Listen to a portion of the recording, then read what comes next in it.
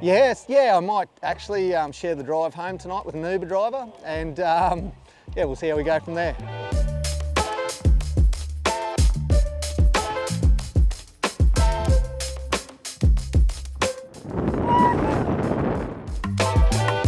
Oh, it's been really interesting sailing on the harbour.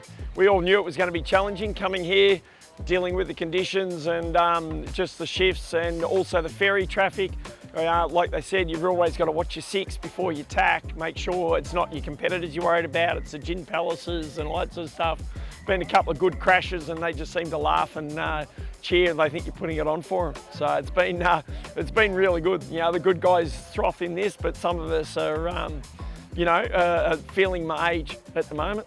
You know, we don't have a lot of spares, so it's not that we normally break stuff, but we've had some couple of good collisions with boats, and the Mustos are really good. They're actually coming out pretty well unscathed from all that sort of stuff. So we lost a sail yesterday, got sailed over. But, look, if we go, we go. It's sort of borderline. There's a bit of lightning, I think, coming about 12 as well. So carbon and lightning's really good together. So we'll just see what happens. I'm really happy I'm not on the race management team today. I just enjoy sailing with Musto Skiff. I was the only Aussie in Weymouth there. I'm beyond trying to worry about how I'm going. I just like sailing the boat. I don't know what other boat to sail to give you the buzz. I'm not here for results. Only 6 months ago we're in Weymouth, so it's just like catching up with your local guys from clubs and all that sort of stuff. And that's what it's about with the Musto for me. So just enjoying the sailing and just trying to learn. And yesterday only had a capsize when my tiller broke, and I had to totally bush mechanic that up and finish the last race with it all lashed together. Yeah, well, this is, I think, the second or third time now we've been in the same worlds. So, the tables have turned. He's kicking my ass now, which is so he should, He's way younger than I am, and it's really good to see that he's frothing and enjoying the Musto as much as I do. So I sailed 18s, I sailed 49ers out of this club, and I saw that we were hosting the Worlds, and this was about a year ago. So I called up Paul Newman, who runs the Australian Musto Skiff Association, and I said, mate, how can I get involved? They look like an awesome boat to sail. And Paul hooked me up with a boat, which is super generous of the association and Paul. So and then we sorted it out. I sort of picked it up at I think the end of October, so I had November and December to train, and then here we are at the Worlds in January. So it's still a skiff, so it's very similar to skiff racing, but being one man, it's just lovely being able to go out and sail by yourself and not have to worry about organising crews, so that's a massive plus in the Musto, which I really like. In terms of the racing, it's pretty similar to 49ers and 18s really. It's just still a skiff, so still got an asymmetric spinnaker, same sort of tactics, sort of similar amount of tacks, when you're sailing upwind. So it's pretty similar.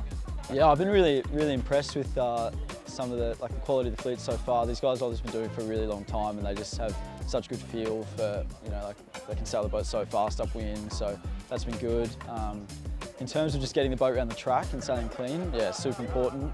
It's so easy to stuff up, one little because the boat's so narrow, if you put too much weight on one side of the boat, you can easily capsize. So you have to be really good with that, and that's something that I've been my whole regatta at the moment has just been keeping it clean and not capsizing. And in the crazy, really gnarly stuff that we had on the first day, that was really good. But yesterday, it's probably a bit too clean because I couldn't quite get up and break into the top 10. So I might need to evaluate where I guess judge my risk and where I need to put effort into, because I was a bit too risk averse yesterday, I think.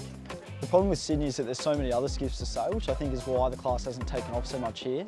But I love it, so I'd definitely be promoting it. I think it's a great class. It's, like I said earlier, it's so good to be able to sail by yourself. That's a massive plus, and that's why we see classes like the Laser that are so big in Australia, because people can just go out and sail by themselves.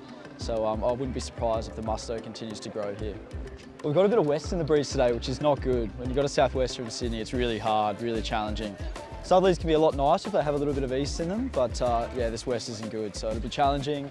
Probably be 30 knots, but the thing with the westerlies, it's get much more variance in it, so much more holes. So even though it's gusting 30, we can probably still get out there, so it should be good.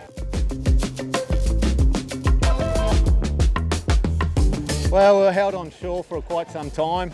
And then we were told that it was only a punchy 10 to 15, so we all launched, and it was heading out pretty well. And then, yeah, she came in, and it really came in strong.